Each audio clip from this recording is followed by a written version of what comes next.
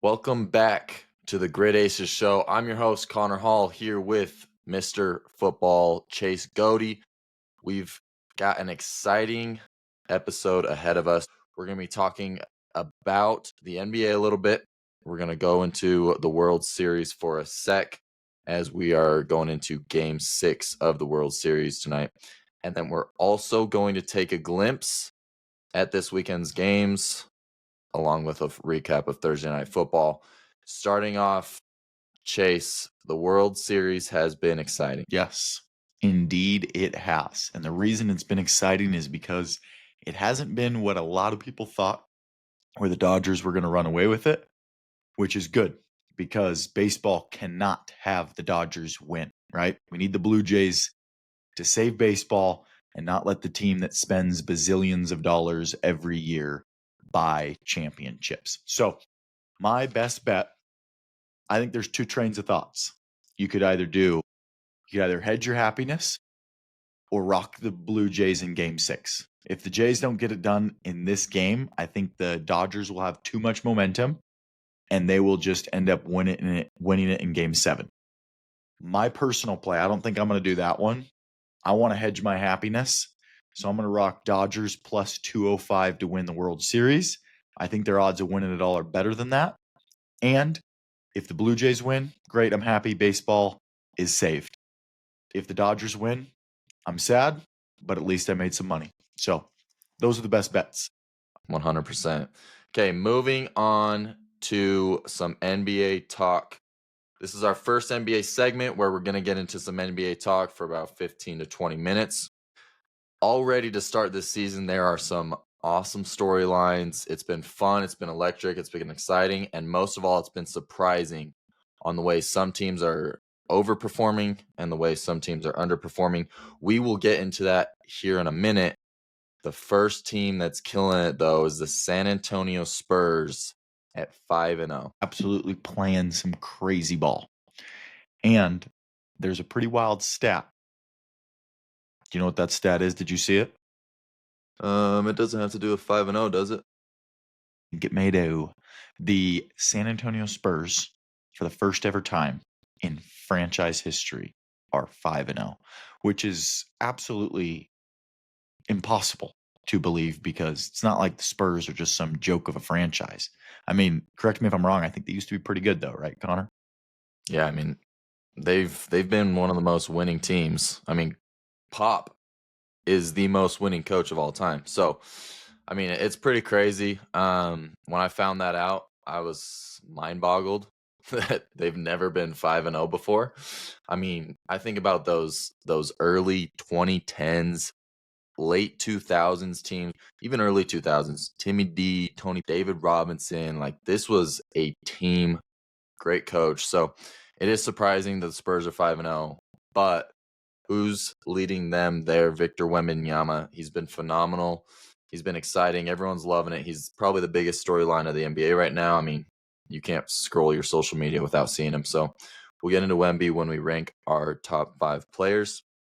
But first, a couple teams overperforming. And my question for you, Chase, some teams, are they legit or are they fool's gold? I'm going to give you the teams. We're going to talk about them. Okay, number 1 at 4-0, we have the Chicago Bulls, led by Josh Giddey. He's playing phenomenal point guard basketball, facilitating, creating. He's also hitting shots efficiently. Bulls are 4-0. Are they legit or are they fool's gold? Fool's gold. I don't I think they're agree. legit. I kind of want them to be legit. I think basketball's good is fun to watch when the Bulls are good. But yeah, the one thing that's obviously interesting about basketball is long seasons, right? It's not like the NFL. So where 4-0, 5-0 can mean something in football, I don't think it necessarily means as much, obviously, in basketball. I mean, like we just got done talking about, all those good Spurs teams never ever went 4-0, 5-0, or whatever. So, yeah, I unfortunately think that we're going to see a little bit of regression towards the mean for the Bulls. But Yeah, I I could be agree. wrong. I think the Bulls are an interesting team because they're a young team. And so right now it's exciting. hitting. Matas Buzelis is out overperforming. Vucevic is going to give you what he's going to give you. But I do think they're going to come down to earth here a little bit. However, I do agree. I mean, there's a lot of Bulls fans in the nation. Everywhere I go, I meet Chicago Bulls fans. So I know obviously a lot of people are rooting for the Bulls to succeed. They've also had just a very emotional history with Derrick Rose injury, right? Some of this stuff, they've had some awesome teams in the past. And so I know everyone's rooting for the Chicago Bulls. I am as well. But I do agree this season they are looking like fool's gold to me. Number 2 is out east as well. The 76ers also 4-0, led by Tyrese Maxey, VJ Edgecombe. And it's funny, on a team with Joel Embiid, he's not even the contributing factor to these wins. He hasn't looked great. He's also been on minutes restrictions. Is this team legit? Once Embiid gets fully healthy, Paul George is, fully healthy and doing his thing. Obviously, he's getting older, but is this team legit or are they fool's gold? I think this team has a better chance at being legit. Like as you mentioned, Embiid's been hardly playing. Right, Paul George gets back fully healthy, and this team's already playing good despite those two things not being true right now. So when you got a rookie playing the way VJ Edgecombe's playing, then obviously that's going to be huge for your success. And then Maxey, balling. Is he the best player in basketball right now? We'll find out here in a minute. Who knows? I disagree. Yeah, they are more likely to be legit. I guess that's the safe answer. But I think they are still fool's gold. We saw last year, this team was awful. First of all, Joel Embiid has never made it out of the second round. I think that's going to continue. I also think when you're riding on the backs of Maxey's really talented, so set him aside. Obviously, he's overperforming, though. He's not going to average 37 the rest of the season.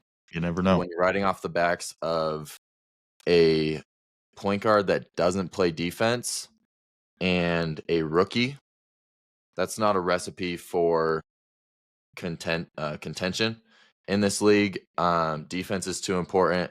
VJ Edgecombe's been phenomenal, but he probably won't even win Rookie of the Year. It's going to go to Cooper Flagg probably. And so I just think with the way the league is set up, 76ers are fool's gold. I think looking at teams that are more established, like the Bucks, the Cavs, the Knicks, right? They're lower in the standings right now. But like you said, when we were talking about the Bulls, right now, like that undefeated record doesn't necessarily matter as much because there's so many games. And when in a team that's injury riddled, I can see a lot falling apart for this team. But rooting for their success, I know Philly fans obviously are as well. Okay, moving on. The Thunder are 5-0. Fool's gold or legit? I think I'm gonna have to say legit. And that's coming from the biggest Shea hater I know. So, Shea Gilgeous-Alexander, phenomenal ball player, leading arguably the best team in the league right now. I agree. I think they're legit. They obviously proved it last year. They brought the same team back, and right now they're the team to beat. So they've looked good. Shea's leading the way. He's had a dominant 50-point performance. Are they fun to watch? I don't want to watch someone at the free throw line 40 times a game. So that's debatable. But despite the entertainment aspect of it, they are still dominant. Chet's taken a step up. He's in that most improved conversation. He might win it this year. So they're looking really good. Moving on to the San Antonio Spurs. We talked about them a little bit, led by Victor Wembanyama, Stephon Castle. They're looking really good over there. Are they legit or fool's gold? I'm going to go legit here, mainly because I want them to be legit. And I believe when looking at it, it's also important to look and see if they have a superstar. And I would say the Spurs have an absolute superstar. Although he may only weigh 180 pounds, he's a star. So when you say legit, I want to ask you, what is your ceiling for them this season? I'd say my ceiling, probably the conference finals. Okay. I like that. Yeah, I don't that's think I don't think they can make it all the way. I don't think they're getting it done this year, but I mean that's legit. That's a contender. yeah. Few teams have gone from missing the playoffs entirely Yeah. to making the finals the next season. I don't have the actual stats on teams that did it. However, Phoenix Suns 2021 did it. So it is Did they possible. did they win that year? They win it all that year? Moving on, Warriors 4-1. This is a team that I had preseason. I was honestly sleeping on. Selling stock on the Golden State Warriors. They were getting old. There was some locker room issues, and not necessarily locker room issues, but some maybe chemistry issues and questions about Jonathan Kuminga because he's always had an issue with Steve Kerr. However, he's looked phenomenal through 5 games. The Warriors system looks phenomenal despite the age. It's almost better than ever. Jimmy Butler, Draymond Green, Steph Curry, I mean, they just play really well together. The thing that's interesting to me is they lack a lot of spacing with Kuminga out there, with Jimmy Butler, with Draymond all on the floor together. However, Jonathan Kuminga has been shooting lights out, definitely overperforming there on his end from the 3 ball as well. But it has been impressive the way they've been able to play so far into the season. Is this team legit, or are they fool's gold? I'm leaning towards legit, and I think I usually like to give the benefit of the doubt to teams, right? Superstars, players that when they have good records and they've won it before those players, then I think it's a lot easier to say legit. Like obviously, like the Thunder, right? They won it last year. If they have a good record, they're going to be legit. And I think with you know Curry playing the way he is, Steve Kerr, those two have obviously won it a bunch of times before. So anytime they have a good record, I think they're pretty much just an auto legit. Yeah, I think I agree. It's hard to count the Warriors out. I mean, Steph Curry, and he is on his demon time after Aisha Curry came on that podcast just trying to expose him. No hope in Um, this world. no hope. I mean, it's unbelievable. I mean, you're married to Steph Curry. You know what I would do if I was married to Steph Curry? I wouldn't be bagging him on a podcast.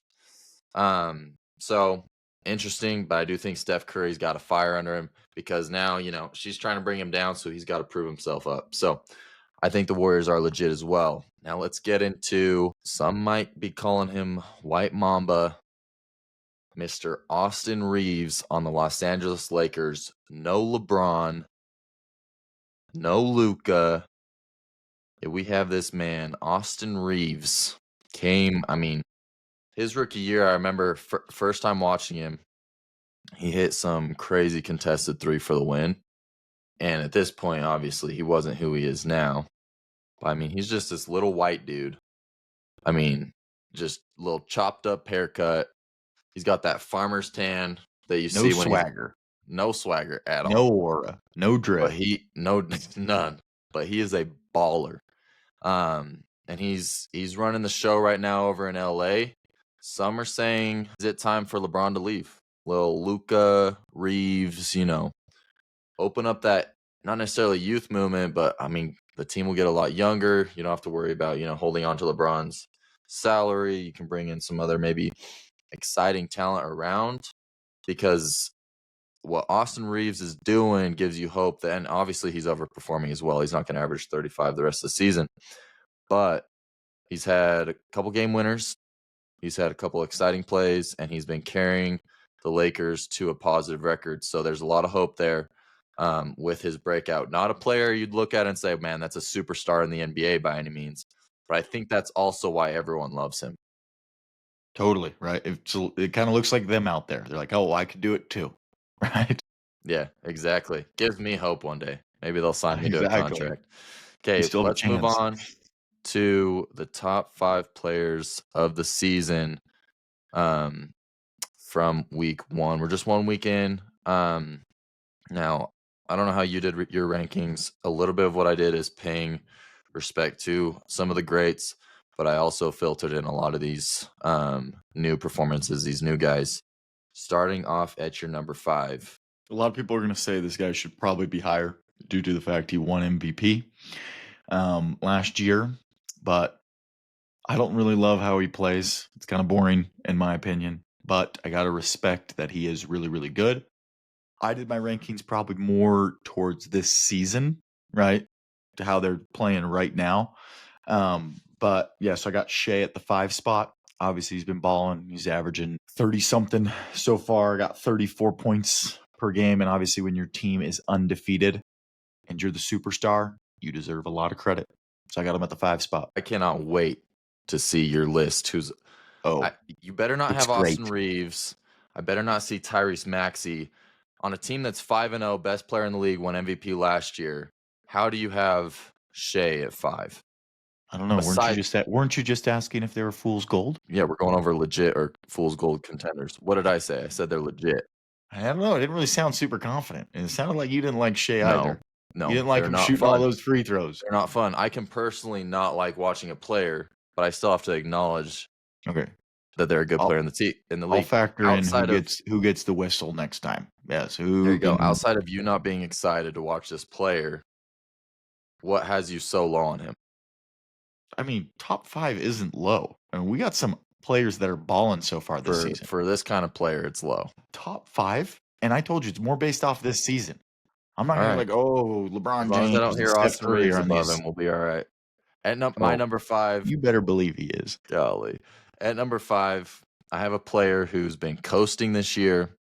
He's going to be in the MVP race, though, because despite him taking it easy, letting some of these guys around him cook, more so of a facilitator, I have Nikola Jokic averaging 20, 15, and almost 12 assists a game. He's been chilling, but he gets buckets at ease. You know, the second he takes a shot, he's going to make it. He makes insane passes cross court. It's unreal. He has the Nuggets looking good. They've got a new roster. They're trying to, figure out who's the perfect leader to lead that team. Nikola Jokic. And I saw a quote of his, and it just made me like Jokic even more.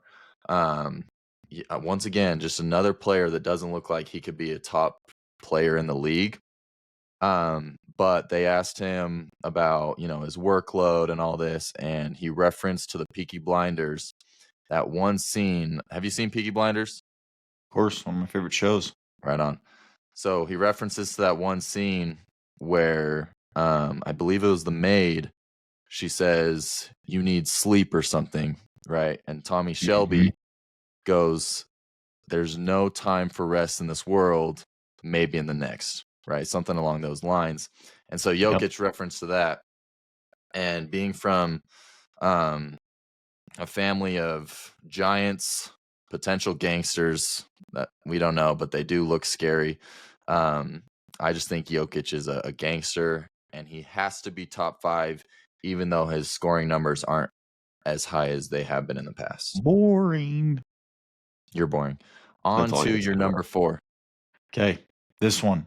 I mean, when I watch him out on the court, this guy, I mean, I kind of am starting to know what it's like to watch MJ in his prime. I wasn't alive for that. But watching Austin Reeves out there just cooking, right? I'm starting to think LeBron and Luka hold this man back. If LeBron and Luka weren't on this team, that's a bona fide superstar. Free He's Austin got Reeves. Nobody else out on the court. He's got to be Send him that over guy. to Phoenix. And all we see him do is he either drops 40 or he hits a game winner. You got 2 options. What do you want tonight? You want 40 or you want a game winner? Yeah. He's balling. I'm paying respects to him. Main reason I want him on my list right now is I know when Luka and LeBron we're not going to get to see him as much, right? He's not going to be dropping 40 burgers all the time. LeBron's going to take the game-winning shot and he's going to brick it. So I want to put him on this list while I still can. Austin Reeves, white MJ at the 4 spot. I got Reeves at my 4 as well. He's obviously overperforming, and that's why he's on this list. I don't think he'll be a top 20 player come into season. I don't even know if he'll probably be a top 30 player. We'll see. But it is fun the way he's been performing. He's been a big storyline around the league. White MJ. And a big surprise, and that's why it's been fun. And this has been one of my favorite starts to the NBA season. Who's your number 3? Number 3 is going to be Giannis. It's a little bit boring, but he's dropping lots of points, putting the team on his back. And I do believe they're 4-1, so they're off to a good start as well.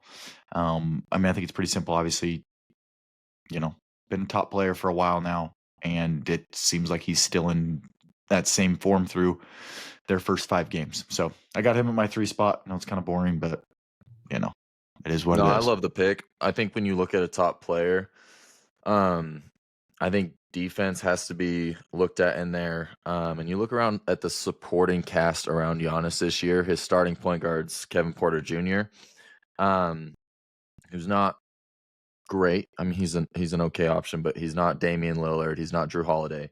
I would say, in the last 5 years of watching, maybe even more, 5 to 7 years of watching, the Bucks, I think this is the worst roster around Giannis they've had so far. He's keeping them afloat though at 3-2, and I mean he's playing lights out. 36 points per game. I believe he's averaging around 12 to 13 rebounds per game, and he's playing phenomenal defense. Giannis is a guy to me that he's a great leader in the locker room. He's a great presence. He's good vibes. And so I love Giannis at 3. For me, this is where I have Victor Wembanyama. I think Wemby's phenomenal talent. Now, obviously, after game 1, everyone's MVP, MVP. He's not going to win MVP this year. I think he's the lock for Defensive Player of the Year this year. And he's on a great team. The thing that I look at with Wemby that I struggle to come around with, and why he's not top 2 or something, and I think that can change. He's a phenomenal talent. I mean, he made Anthony Davis one of the best defenders, one of the best big men in the league, aging, but still respect on his name. He made him look like a baby. So, and he was bodying him. The thing I need to see from Wemby is I needed to see him be a leader more so in the locker room. They're off to a good start, 5-0. I want to see it continue. I want it to be consistent. They have a stacked roster right now. And so I think they're going to do really well. That's why I have Wemby top 3. And honestly, there's nothing really bad to say outside. I do think he needs to improve his leadership. I just think the 2 guys I have above him are more proven. And so it's more so respect to them. Interesting. Moving on to your number 2. My number 2 is a man ballin' in Philly, Tyrese Maxey. Okay. Did you think the Sixers were going to start out this way? No, you didn't. No, I didn't. Leading the league in points per game, right? I mean, I didn't see this coming. Neither did you. He's been balling. I think he can continue balling, right? I mean, he's a good enough star to the point where you can believe that this could potentially continue, kind of maybe not as so much with like the Austin Reeves, but I mean, I got to pay respects where respects are due, and he's been killing it. I know you didn't think the Sixers were going to be good, and so you're going to be like, why are they good? Oh, got this boy, Tyrese Maxey, balling. Shout out VJ Edgecombe. No, Tyrese has played really well. I actually don't have Tyrese on my list. He's been lights out on offense. He's also been the one taking all the shots. So obviously, with Embiid's restrictions, with Paul George restrictions, it's you and VJ Edgecombe and Kelly Oubre out there. You're going to take most of the shots. So obviously, you're going to average 37. However, the defense isn't great. He's looked phenomenal, though. I have nothing bad to say about him. When I James think Harden he would be won in my MVP, 6. was he the best player that year? Just curious. Well, he won MVP after they had the best record in the league. So okay, well, the Sixers are good point. The Sixers have one of the best records right now. I've also never thought James Harden was the best player in the league. That was not Steph even when he won Curry's MVP. league. Not even when he won MVP. Nope. LeBron. So when he won MVP, you wouldn't have said that's the best player this year. That's why they kind of call it the MVP award. LeBron was better. Curious. LeBron should have, if they gave the MVP to the best player in the league every year, LeBron would have. I know, but we know they don't, 17. and that's why we do these rankings. Exactly. My number 2 is Giannis. Everything you said about Giannis, I agree. We already talked about him. We can move on to who is at your 1. At my 1, the dude's a freak. I'm pretty sure that Area 51 let one of their aliens out. Wembanyama. Wemby is insane. When I watch him on the court, I mean, That's a freak. I mean, what's he, 7'4", moves like he's 6'6", shoots it like he's 6'6", but then blocks it like he's 7'4". Defensive Player of the Year and MVP for the first time in how long? You think he's gonna win MVP? Come on now. That man's a freak. I think they want to give it to him. Like, I want to give it to him because I watched something on the floor that I never seen before in my lifetime, at least. I don't know if there's some other freak out there. You gonna do a personal wager on it? I mean, if you're gonna give me good odds, if your odds are better than the sports book I could go get right now, then I'd be down. They're But I know definitely you not always gonna look be. for this 1-to-1. I'll bet you $100, and then you lose 100. No, I don't do 1-for-1. I like doing odds. What are You his think current about live some of the odds? other homies. What are his current live odds? They want to give it to Victor. His live no, they won't give it to him. His live And you know what? odds. I'm honestly not even sure he's French. I think he's literally straight from Area 51. I think that's like a whole play. Have you ever heard him speak French? I mean, I don't know if it's French that he's I've heard speaking. his accent. I know it's fake. Area 51, he barely didn't does have a lot sound of like fake. communication with people. I agree. It does sound fake. He's not from this planet, but no, I agree everything you said. Wemby's insane. Only reason he's not one for me as well probably is because I just want to see more. At my one, I can't believe the disrespect you have on this guy. SGA, teams leading the league. He's already had a 50 burger. I know he's not the most exciting to watch. He shoots a lot of mid ranges and he gets to the free throw line. It's not NBA entertainment necessarily, but he does a great job allowing the guys around him to cook. He's a great leader. He's swaggy. He's got aura. Obviously, there's all the aura farming on social media. However, despite everyone's opinions on him, he's the best player in the league. Now let's move on. That was our NBA segment. I mean, do you have anything you want to say about it? I know you're not a fan of No, I Shea, mean, and we could argue about him all day. when I watch Wemby play, he does everything I can't do. When I watch Shea play, he does everything I can do. I can shoot free throws and flop around. I don't know. I've seen you shoot free throws. No, are you kidding me? It's harder than it 92%. looks. 92% in high school. That's bull. I've seen you shoot free throws. Come on now. Okay, let's move on. That was our NBA segment. Every week we'll go over just go over player rankings, talk about things happening around the league, changes, records, things like that. Moving on to the NFL. What's our league news for this last week? So, league news. Not that crazy of a week, sadly. But we might get some here before the trade deadline comes around. Maybe a little Miles Garrett. When we record twice a week, 2 days, 3 Not a days, lot happens. there's not going to be a loss. But we did have a trade, and it involved my Philadelphia Eagles. The nice thing about being an Eagles fan is you're always in trades and stuff. Howie Roseman can't sit still and wants to give this team the best chance to win. So there was a trade involving the Jets and the Eagles. The Eagles are sending John Mechie and a 6th rounder for Michael Carter and a 7th rounder. So obviously not that blockbuster-ish when we're throwing in 6th and 7th rounders in there.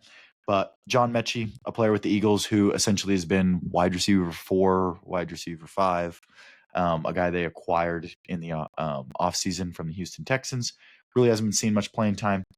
So they're sending him away for Michael Carter, who the last couple years has really been a good, solid defensive back for the Jets. He is underperforming this year significantly. The Jets gave him a decent contract, and so the Jets want to move on from that. The Eagles want to, obviously improve that cornerback 3 spot behind Cooper DeJean and Quinyon Mitchell.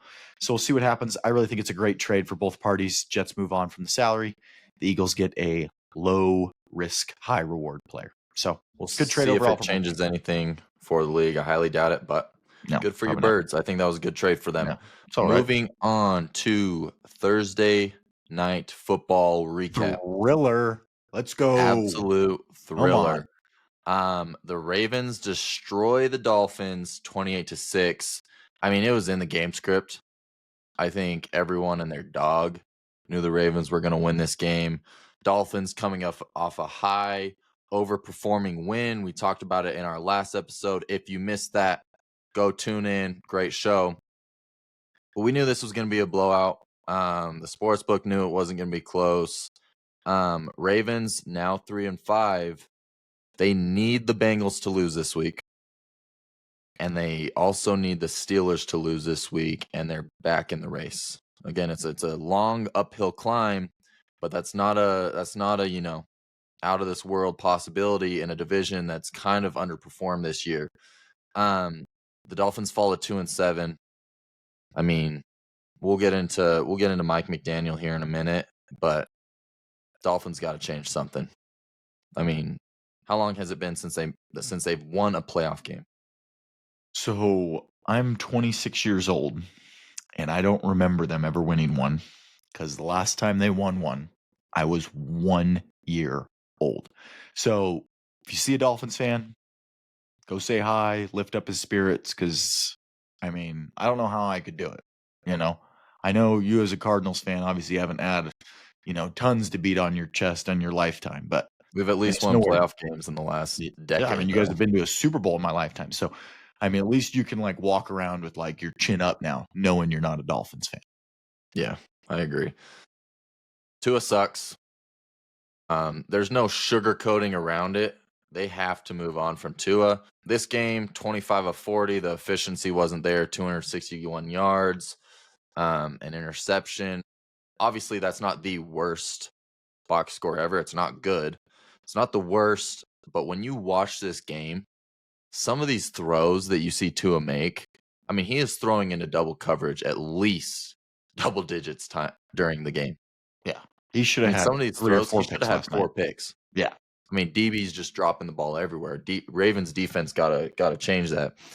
But when is Mike McDaniel gonna get fired? it's a good question. Mike McDaniel was a guy that was looked at as one of the greatest coaches a few years back when that offense was rolling. He's a great offensive coordinator. There's no denying that, but he's not a leader of men, right? And you see this dude on the sideline. I mean, he thinks he's doing something with his, he's got his very nice glasses. He rolls his joggers all the way up to his knees. He just doesn't look like a guy that is going to instill some confidence in his team. Obviously, that's very clear. You've had the Tyreek Hill issues. I know there's been some trade rumors around Jalen Waddle. Like the receivers over there aren't happy. The running, everything. When I look at this Miami offense, the offense, it's soft. It feels soft. Achane feels soft. Tua's obviously soft, and then these receivers, they're just upset. It's not a good locker room. He's clearly lost the locker room. It's time to get his ass out of there. Bunch of break dancers. Yeah. Now, moving on, my favorite part about Thursday Night Football. I hope you tuned in last week because I gave you some absolute bangers. If you listened, you would have made a lot of money. We talked about Ravens covering the spread -7.5. We talked about the game, despite the public and everyone wanting it to be over 51.5. I said take the under. 28-6. The under hit. It wasn't even close. And it was something we talked on the phone a little bit. When I'm looking at this game, I was seeing it similar to Chiefs Commanders, where obviously the Ravens were going to go out and they were going to score the football. There was no question about it. But the question was, coming off of a hot performance, can the Dolphins sustain it? They clearly didn't, so the under did hit as well. And then the line that I loved was another line that it didn't necessarily look favorable. It looked a little high, but it was Derrick Henry going over 89.5 rush yards. Another one that hit. Now, the first half looked scary. I think he had 31.5. Hit. And what happens in a blowout game? You give your running back the ball. He ends up going for over 100 yards. So hopefully you tailed. Those were the locks of the week, and we're off to a 3-0 start. We're going to keep Connor's buying me dinner this week because obviously he made a lot of money. Yes, sir. Going to keep the pockets full for you guys coming this weekend as well. Go get yourself a purse, Jandy. We will get into that later. Thursday Night Football was not necessarily the greatest starts to week 9, though. But despite it being a blowout, I do think this week will be exciting. There's going to be some good games coming up. I love some of these matchups. We will get into that later. Let's get into QB rankings. So Chase and I, we are going to rank our top 5 quarterbacks. We're going to go from 5 to 1, alternating, and we're going to see who the most dominant quarterbacks in the league are this year. Starting at the 5 spot. Okay. Now, I know when you do a lot of winning, there's a lot of hatred that comes your way. Kind of like how I feel with Shea, right? They win it all. You don't really like how he plays, right? You kind of start hating on him. But winning's winning and numbers are numbers. So at my 5 spot, I got the boy, Jalen Hurts. Okay. No, You want it's to hear coming. why? 70% completion percentage. Dialed. 20 total touchdowns, 1 interception. That's going to be the best that you see on this list. 114 passer rating. Those are MVP numbers, and they stack up against every single other person on this list. If I just gave you a blind one and said, hey, 70% completion percentage, 20 touchdowns, 1 pick, 114 rating, and the team's in first place in your division, you'd be like, that quarterback's balling. So I got Jay Hurts at the 5 spot. I don't hate the pick. He was in my honorable mentions. I think Jalen Hurts is a guy that's not looked at as the most sexy quarterback. You know, he does a lot of kind of like game managing. But at the same time, everyone perfect passer rating 2 weeks ago. Only quarterback this year. That's a game his manager. passer rating's phenomenal. Only quarterback this year. He's stated as a tush push merchant. However, I am actually high on Jalen Hurts as well, unlike a lot of the haven't public. ran it that much lately. It's been kind of interesting. Yeah, throwing the ball. No tush and it's push looking good. touchdowns in the last 5 weeks. Interesting. Yeah, there you go. So he was in my honorable mention. This guy I have at 5. I'm just looking at what he's done through 7 games. They've already had a bye, and I just couldn't leave him off this list. He's had an injured receiver, and right now his offense, I mean, the last couple games, he's really only had one guy to go to. But I have Matthew Stafford in my 5. He has almost 1,900 passing yards.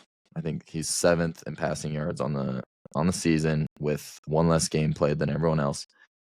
17 passing touchdowns, 2 interceptions. And I mean, when I look at a guy that slings the rock, I mean, he just puts the ball where it needs to be. Oof, it's beautiful. Matt Stafford, he's old. He's a guy that people want to start writing off. I mean, I wasn't super high on him going into the season. I was just like, at some point, I mean, obviously you got to give him respect, but top 5 respect, I wasn't there, right?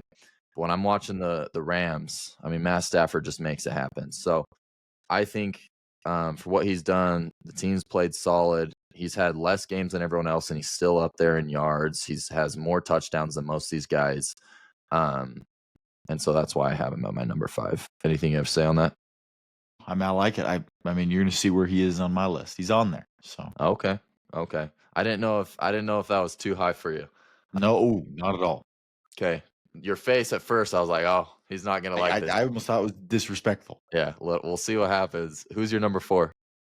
Number 4, this dude's been balling, right? This quarterback class could be one of the best ever. I got Drake May, balling. I mean, he's doing stuff Tom Brady didn't do over there, through the first part of the season. Obviously, we know winning games and winning Super Bowls is the most important, but it has been impressive. So I got Drake May completing 75% of his passes. I mean, the ball hardly hits the ground, and it doesn't hit the other team's hands very often. 17 touchdown passes, or 17 total touchdowns, because obviously running is part of it. I think it's 13 passing, 4 rushing, but 17 passing touchdowns, 2 interceptions, a 118 rating. Insane. Absolutely playing great football. It's a reason the Patriots are one of the hottest teams in football. I love what I'm seeing from him. He looks poised. He looks in control. The eye test is there. The numbers are there. Everybody likes him because, right? Like, I remember when everybody liked Jalen Hurts when he was new, right? It's like, oh, this guy's amazing. Drake May's in that same spot right now. It's amazing, right? It's so much fun to watch. We want him to be good. We want him to be on lists like this. I got him at my 4 spot. The jump Drake May has made from year 1 to now, it's impressive. Most guys, you see quarterbacks, and quarterback's a tough position to come at. I mean, we see it with Cam Ward right now. Jackson Dart's really the only rookie from this current draft class that's playing phenomenal. But when you look at the jump, it's usually, it takes a little bit of time. Drake May has gone in this offense and he's dominated. Usually you talk about a sophomore slump. This guy's skipped the sophomore slump right into, I think, superstardom. So I love that. I agree on everything you said. When you said Drake May 17 touchdowns, that was total touchdowns, right? Total touchdowns. Yeah, I do total touchdowns. I mean, some of these players like Patrick Mahomes has been going crazy with how he's running the ball as well this year. So I always see one that's part of quarterback play, right? Being able to avoid sacks, extend plays, go and pick up yards. So I always have, touchdowns as part of it, or rushing touchdowns as part of it. And my number 4, the surprise of the season. You might think I'm a little too high on this guy. He has a QBR of 79.3, one of the highest on this list, only behind one other guy. I have Daniel Jones leading the Colts offense. Now, he only has 13 passing touchdowns on the season. I only looked at passing touchdowns, so I couldn't tell you what his total touchdowns on the season is. I know he's had a couple rushing. I think his touchdown line is obviously a lot lower because of the other guy over in Indiana, Jonathan Taylor, who's been the clear runaway offensive player of the year. But when I look at Daniel Jones, over 2,000 passing yards, 13 passing touchdowns, 3 interceptions, 79.3 QBR. He's looked phenomenal. He's the engine of this offense. If Daniel Jones isn't good, I don't think Jonathan Taylor looks as good. And so I think Daniel Jones at 4, it's mainly because he's leading the arguably top team in the league and probably the best offense in the league as well. So that's why I have Daniel Jones at my 4. Yeah, and it segues perfectly into my number 3. We'll just keep talking about him. I got Daniel Jones at the 3 spot. So I know you didn't think I was going to be as high on him. But when I look at why are the Colts good, right? They had Jonathan Taylor before. They didn't look like this, right? And now we see them playing unbelievable. They have the best record in the NFL. I believe wins are most directly attributed to your quarterback and your coach. And so he's got to get a lot of credit. They're blowing teams out. Their one loss, they pretty much almost won if Adonai Mitchell didn't decide to just drop the ball right before he ran in. If they didn't have the Jonathan Taylor big touchdown run called back because of the holding, like they had a really good shot at being 8-0 right now. So I got him up there, right? Everything you said. It's 17 total touchdowns, 109 passer rating. You mentioned the QBR being up there, 71% completion percentage. He's playing super efficient. They have the number 1 offense in football. Their EPA per play on offense is insane. So I think it'd be disrespectful not to put him on this list. But yeah, who's your number 3?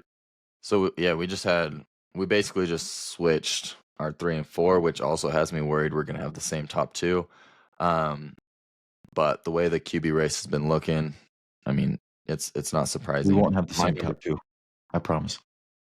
My number 3 is Drake May. Over 2,000 passing yards, 15 passing touchdowns, 17 total touchdowns. You'd like to see him get in the end zone with his legs a little more, I think, as an athletic quarterback, especially with how weak the run game is. But with how well he's throwing, that's not necessarily needed. And we've obviously seen that with the success his team is having. 3 interceptions, 76.3 QBR. Drake May is surprising. I guess surprising is the wrong word because a lot of people thought he was going to make the jump, and they also thought the Patriots were going to be pretty good. So surprising is the wrong word. Maybe surprising me more so, because most of the time you see a quarterback go and they get into a sophomore slump. And so in my mind, I didn't think the Patriots were going to be as good as everyone was hyping them up to be. His team's phenomenal, though, and it's all led by Drake May. UNC boy. I mean, I love what I see from Drake May. I'm a big Drake May fan, obviously being a North Carolina fan. And so, I mean, I'm rooting for him. I want him to be best in the league if possible. I mean, send him over to Arizona, please. Give me something. But yeah, I think Drake May might be the next jersey I buy. there are few holes in his game, and he's only in his second year. So a lot of potential for Drake May, future top quarterback of the league. Who's your number 2? My number 2 is going to be, and I think I wrote down 2 names on here, and they were flip-flopping for me. And I'm gonna flip-flop it probably again here. My number 2 is Patrick Mahomes. Okay?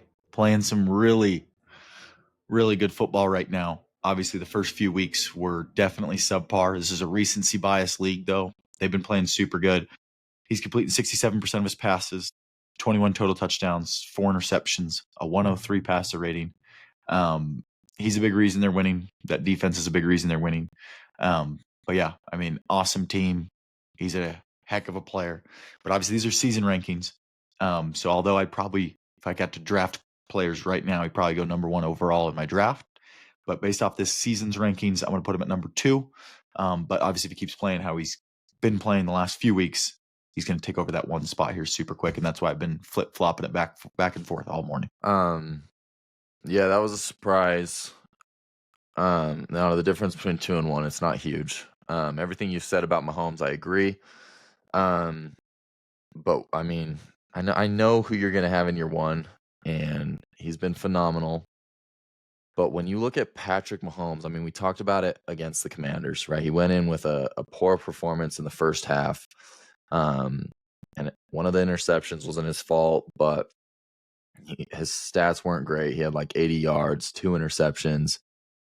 But everybody in the around the world knew that Patrick Mahomes was going to come out of the game with a phenomenal stat line going through the second half, and that's exactly what he did. And having him on my fantasy team, there is never a game where I am worried about him underperforming. And so I think, and you hate to see it because, you know, it's the Kansas City Chiefs, it's Patrick Mahomes. I mean, they're the most hated team in the country right now. But he is so good, and you never want to play him. And there's a spark that's been lit up after losing the Super Bowl. And so everything he does is just dominant. He's leading the league in pass yards. He's leading the league in passing touchdowns. He should have 18 touchdowns and 2 interceptions, but Travis Kelce dropped that touchdown pass in one of the first weeks. I think it was week 3. That was going to be a touchdown, turned into an interception, and then Kelce also dropped that pass last week that turned into an interception. So if it wasn't for that, he'd have 18 touchdowns, 2 interceptions, at an even higher QBR. He's at 76.3 though. And so I don't hate him at 2. Again, the difference between 1 and 2 is not crazy, but my number 2 is Dak Prescott. He's been phenomenal. 2,069 yards. I mean, he's trying to keep the Cowboys afloat with one of the worst defenses in the league. He's also throwing 40 times a game. And so obviously his stats are going to be up there. The reason he's lower for me than Patrick Mahomes is I want him to take care of the ball a little more. I know when you're throwing that much in a game, you're bound to get more turnovers. But 16 touchdowns, 5 interceptions, and a QBR of 79.5. So still phenomenal. He's playing out of his mind. He has arguably the best receiving core in the league, probably second to Cincinnati, if you were to ask me. But I do think he probably has the second best receiving core in the league. So that does obviously help. But yeah, Dak Prescott's been phenomenal. I just can't put him above Patrick Mahomes. Okay, well, I'm going to shock you here because it ain't Dak at 1. Dak would have been my number 6. Obviously, like I mentioned, it's a recency bias league. You watched his performance last week, yes or no? Yeah. Would you describe it as a good performance or bad? Against the best defense in the league. It was a bad performance. Yeah, it was bad. I mean, obviously, when you kind of look like Tua out there, it's not going to be that great. I'm big on Let's your chill record. on Tua comparison. I know that was a joke, but the obviously your record plays a big factor in it. And I know Dak has no help from the defense. He got the worst defense in football. I think he's been phenomenal this year. I would have had him at 6. I think he's been really, really good. But I think sometimes we see in those games when they really, really need him that we see some of those flaws like we did. obviously last week. But yeah, heck of a season. But when you have a losing record, and it's just hard to put you on that list as far as the season rankings go because you're not winning games. But I do think he's been playing really, really well this year. If they would have won against the Broncos, he probably would have been my number 1 or number 2. But because of that recency bias, number 6 season rankings when you've only played a select few of games, it makes it hard. One game plays a lot, especially the most recent one. So my number So you're 1, low on him. You're really low on him. 6. I don't think that's that low. I mean, that's not really low. I mean, before the season, if I told you he's the 6th best quarterback in the league, you probably would have looked at me a little funny, right? So I'm curious though, because last show, maybe not last show, maybe in our pre-show talks, at some point you had told me MVP, Dak Prescott. I said he could. I said he's putting up MVP numbers, but the thing that's holding him back is the record. And if, in order to win the MVP as a quarterback, you essentially have to finish as the 1 or the 2 seed. If you don't get it on those, you have to do something absolutely insane. He's playing really, really well, and it's not absolutely insane. If they had a winning record, he'd have a really, really good shot to win MVP. He'd probably be in the top few. But it's kind of like Baker, right? Where Baker was up there, and obviously he's not on either of our lists, but the last couple weeks haven't looked that great, and he's kind of plummeted a little bit, and Baker's record is better. So yeah, it's why Dak Prescott's not super high up there in the MVP odds because they're not winning games. So I think he is playing unbelievable. Huh? Who is at your 1? Yeah, and I think it's not Herb. No, definitely not Herb. Herb would probably be. I'd probably go 6. We'd have Dak, 7 Baker, and then probably 8 Herb. Herb was my number 1's mention. Matthew Stafford. Oh wow! You were not loving on Stafford. I forgot you had reaction. Said him yet. My reaction was I thought it was a little, obviously, almost blasphemous to hurt my boy Stafford like that. You have Stafford over Mahomes. Stafford's been balling. When you go, all I did was praise him. Quarterback in the league. All I did was praise him. I love how he slings it. It's awesome. If there's, a few minutes left in the game, it's Patrick Mahomes and Matthew Stafford are the 2 that I want, right? If last season, I know we're obviously this season rankings, the only team that gave the Eagles a run for the money was Matthew Stafford. And if Jalen Carter didn't exist, it would have been the Rams hoisting the Lombardi trophy. But I got Stafford at the 1 spot, 17 pass touchdowns, 2 interceptions. I'm pretty sure that's tied with Mahomes for most. No, Mahomes only has 1 rushing touchdown, or Mahomes has 17. No, Mahomes has 17 pass. No, he has 17 passing. They're tied 17. For passing touchdowns. Tied for passing touchdowns. I think Mahomes has 4 rushing though. A 109 rating. He is a gunslinger, right? He loses, Puka's whatever out, still looks good. He's awesome every single year. And you go and you look at him, and it's like, oh, how come, Cooper Kupp is the best receiver in the league? Well, he's got a good quarterback slinging him the ball. Puka Nacua, balling. Why? He's got Matthew Stafford slinging him the football. I love him. He's balling. If I could take a player for 1 season, it would probably be between him and Patty Mahomes. And I think his start a little bit better than Patrick's. The record's a little better. They should have beaten the Eagles. So that's one of their losses. I think they kind of had a little slip up against the Niners. Easily could be undefeated right now. Better record than Patrick. So I'm giving him the 1 spot, although I was flipping on it. But I like Stafford this year.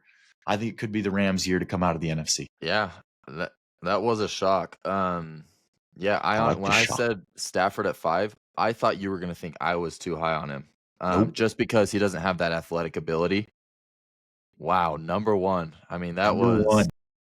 Yeah, I mean, I respect it.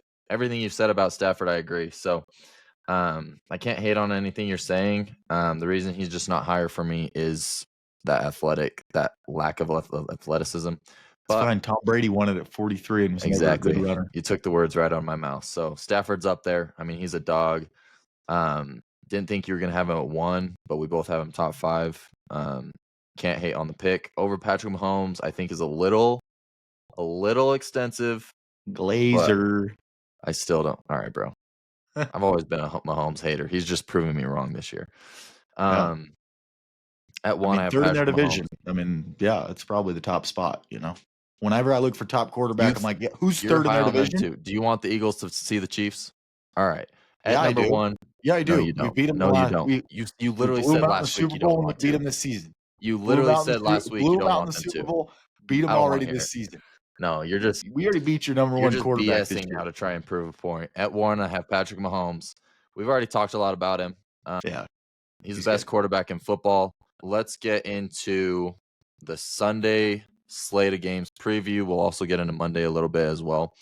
I think there's a lot of intriguing matchups this week, and I'm really, really hoping that we don't have to worry about another slate where it is all blowouts and maybe 1 or 2 close games. And so I think there's a lot of potential here, some good matchups, some interesting lines. But starting off, we have Denver Broncos going into Houston, and this is going to lead off the 1 p.m. Eastern time games, 11 Mountain Standard Time games. Broncos plus 1.5 versus the Texans. I think this is going to be an exciting one. Yeah. No, I couldn't agree more. I know some people are going to be kind of shocked to see a team with a losing record be favored against a really good Broncos team. It makes no sense. How can you even take the Texans minus 1.5? Like, they've proven nothing. Broncos are dominant. They've been dominant all season. And I mean, if I saw anything last week, it's that their offense might be here. Yeah. Well, they did get to play the Dallas Cowboys with their CFL DBs. So I think it was a great game. I think it was what everyone expected, is for a quarterback to look good against them. There hasn't been a quarterback to look bad against the Cowboys. So I could see the reason that you would say that, but I see that the Texans have, in my opinion, if the offense was a little bit better and helped out the defense not be on the field all the time, they'd have the number 1 defense in football. I mean, they're balling. They embarrassed the Niners. They've already had a shutout this season. So I can see Texans at home, right, as just minus 1.5, because that implies that on a neutral field that the Broncos would probably be favored or be a little bit closer to pick them. But if it was at Denver, it'd probably be Denver minus 2.5. But it's in Houston there. They got an awesome defense. It's going to be an interesting one to see if Bo Nix can put it together for 4 quarters against a good defense and not against the Division II defense that the Cowboys are currently employing. So CJ Stroud has 1 good game against an injury-riddled one good game team. All right, he's had 2 this season. 2 good games this season. Thank you. I mean, literally goes and puts up 44 against the Ravens and throws like 4 touchdowns. You're like, yeah, another injured team. You want to talk about bad offense or bad defenses? The Ravens have been a great defense the last 2 weeks, and the week prior was CJ Stroud. They didn't play him 2 weeks ago. No, so the last 2 weeks the Ravens have had a good defense, or the last 2 games they've had have been good defenses. But the game prior to that one, so the Ravens defense played really good twice. The game right before that was CJ Stroud. So that defense was pretty much the defense that we saw that held No, the it Dolphins. wasn't. It got healthy after they played the Texans. I know, but the difference between throwing 44 up on them. This argument doesn't even matter. The way they played in the last 2 weeks doesn't matter the way they played against CJ Stroud. Their defense was clearly bad against CJ. I know, but they weren't healthy. And why was the defense bad against CJ? CJ cooked them. Because they weren't healthy. It's not like all of a sudden every single player's back. And that's the difference between they got most of their guys back. That's the difference, in your opinion, between dropping 44 and then the defense that held the Dolphins to 6 is the few players they got back. No, I think CJ Stroud's better than Tua. I think the Texans are better than the Dolphins. So there's other factors, but I think a big reason, yes, is that the defense looks way better now than it was when it was injured. Well, it was healthy at the beginning of the season, and it looked atrocious. Yeah. So it looked atrocious at the beginning of the season when everyone was healthy. Too. Huh? And it looked atrocious against the Texans too. And it was a little bit injured, but you could say at the beginning of the season they were healthy. Ravens defense looked like it was bad. Everyone was clowning them for spending a bunch of money on that defense. When it's healthy and it looked bad. I mean, they still have players injured. I mean, they got guys out for the season. So they don't have everybody back. But not any, like, their big guys are back. No. Like, their important starters are back. No. But either way, the Ravens defense does not compare at all to the Broncos defense. Who's blocking for CJ Stroud? that man is not even going to be able to breathe. This is the best rush defense in the league. And they are going to, I mean, they might get over 10 sacks this game. I don't know how CJ is going to throw the ball. And is Nico back? I don't think Nico's confirmed back yet. I think he's going to play. He probably will, but not confirmed back yet. So, and honestly, arguably, Nico makes that offense worse. That's why I got rid of him. No, I just think the Broncos have been playing inconsistent football. I mean, it's right. It was a good week last week, but before that, the Texans have been consistent. The Texans' defense is unbelievable. If there was I agree. It's two huge the Texans defenses. have the second best pass rush in football, right? And they're at home. They played really well. They embarrassed the Niners last week when the Niners were playing really, really good football. But right, the Broncos essentially have only really, in my opinion, had one complete game on offense. Outside of that, it's been not, right? Against the Giants, when they scored 33, 30 of it was in the fourth quarter. I'm like, come on, it's the Giants, right? They put up 13 points on the Jets.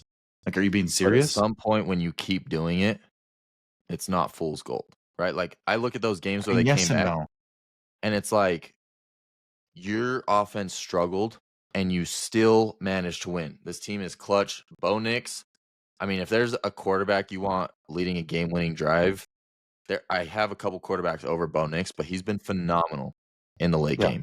He's been good. I agree. It's so I do agree the Texans have a really tough defense. There's no argument there. It's not. I don't think it's as good as the Broncos. And then when I look at those offenses, Broncos have an offensive line. They have a run game. They've got multiple playmakers, not just one on the receiving end. And you can't. I know you're not high on Bo Nix, but there's no world you cannot tell me you're taking CJ Stroud over Bo Nix right now. I mean, I think it's closer than you think. I think this league is so scheme and coach dependent. You got Sean Payton. Huh? Yeah, I'm also taking Sean Payton. Yeah, no, I think that's totally fair. I think obviously when you look at quarterbacks, a lot of it is the situation they're in. Right? I mean, it's some situations are better than others, some schemes are better than others, right? Like Kyle Shanahan makes a lot of his quarterbacks look really, really good. And then certain quarterbacks can't play anywhere, right? We go and watch what Sam Darnold and Baker Mayfield and Geno Smith and these quarterbacks and Daniel Jones that get the second chance and they get in a good scheme and a good fit and a good coach, and it makes all the difference. So I think Bo Nix is in one of the best places, as you just mentioned. Got the receivers, got the run game, got the offensive line, right? How is it necessarily fair to compare him to CJ Stroud when you just said that offensive line is so bad? So I think it's closer than you think. I don't know. I think I probably lean barely Bo Nix, but I just like the Texans at home. Got an awesome defense, playing good football, and I'm not super sold on the Broncos yet. I need to see 4 full quarters. I know they beat my Eagles, so I do give them respect that they're a dang good team, but so are the Niners. Comment who you think will win, Broncos or Texans. Moving on, Vikings plus 8.5 versus the Lions. I think the Lions are going to blow them out. Would you agree? Agree. Okay. Don't think it's gonna be close. JJ McCarthy, not it yet. I agree. We'll get into that game a little bit later in our betting slips. Chargers minus 8.5 at Titans. Another one. I think this line's way too close. I think Chargers are going to be the breaks off the worst team in football. Anything you have to say? Yeah, it's separation season, so I think this is a time when the bad teams separate themselves from the good teams and the good teams separate from the bad teams. So I think this is a game where they separate. I agree. Okay, and then this one, I think this is going to be closer than people think. Obviously, the sports books agree. Colts -3 versus the Steelers. Yeah. Acrisure Stadium, the hottest team in football, heads into Pittsburgh looking to improve to 8-1. Who wins this game? For me, this is an easy one. I'm going Colts. I think the Steelers aren't a complete team, and they got to go up against a complete team. And I think that complete team has been blowing out a lot of teams, right? The one game they lost, they could have won. So I like how they're playing. They check every single box. Quarterback's playing awesome. It's the best run game in football. Those holes are massive to run through, so it's consistent that they get yards at will and yards before contact. Defense is playing well. I love Shane Steichen. In Jalen Hurts' best season, Shane Steichen was the offensive coordinator. They check every single box to me, where I believe the Steelers don't necessarily check all the boxes. And even some of the boxes that they check, they don't check them as well as the Colts do. So I got the Colts minus the 3 points in this one. Yeah, and I think you're with the public on that. I think majority of people, I mean, it's a no-brainer to go Colts, right?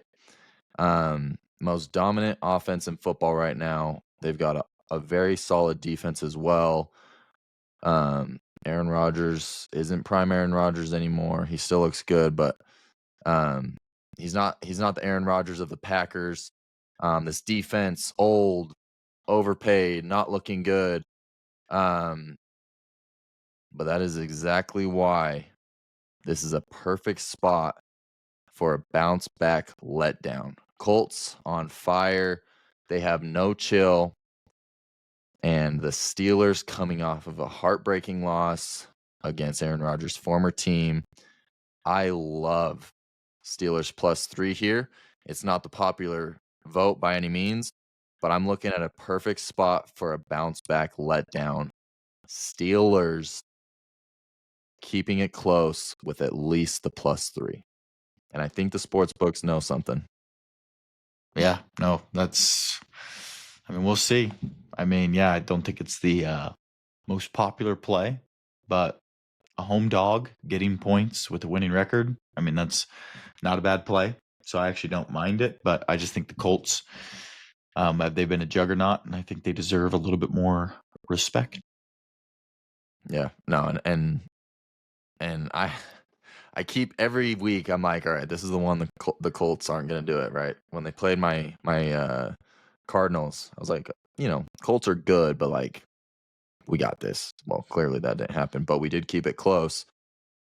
So yeah, no, a lot of respect for the Colts. We did our power rankings last week. I have them at 2, but I think this is a great bounce back letdown. They're obviously not. I don't think they're going to go 16-1. At some point, they got to lose. Falcons +5.5 versus Patriots. Patriots are going to be at home. I think Patriots run away clean. We talked about Drake May. Falcons, they're still not confirmed to be fully healthy either, so we'll kind of look into that. They also are very inconsistent this year. I don't have much else to say on that game. Hopefully it's a good one. Panthers +13.5 versus Packers. Another game that should be a blowout. Although I do think the books are sleeping on the Panthers. I think because of this last game, again, similar to the Dolphins lines with the Ravens, I think it's a little bit of recency bias. The Panthers haven't looked bad, but they've been inconsistent. Packers are a tough defense, but I do think the Panthers cover the spread here. Anything you want to add there? Pretty self-explanatory. Then Niners -2.5 versus the Giants. I think this is going to be a good game. I know you have the Niners. Run me through thought process just here quickly on that. Yeah, I think Brock Purdy's back. Obviously, I think they had, like you said, a letdown last week, so I think they're gonna bounce back this week, and play really good football. I think the Giants, as much as I love them, I think there's a lot of flaws. The defense isn't good, which we've seen obviously the last few weeks. There's no more Cam Scatterboot. So that stuff is Rest in peace. unfortunate for him. I just think it's a little bit too much on Jackson Dart's shoulders against a very well-coached team and Kyle Shanahan. On offense, the defense has been playing the better this year, even though it's really banged up. I like Christian McCaffrey. I like Brock Purdy back healthy. They're kind of starting to get a little bit healthier, right? George Kittle came back the other week.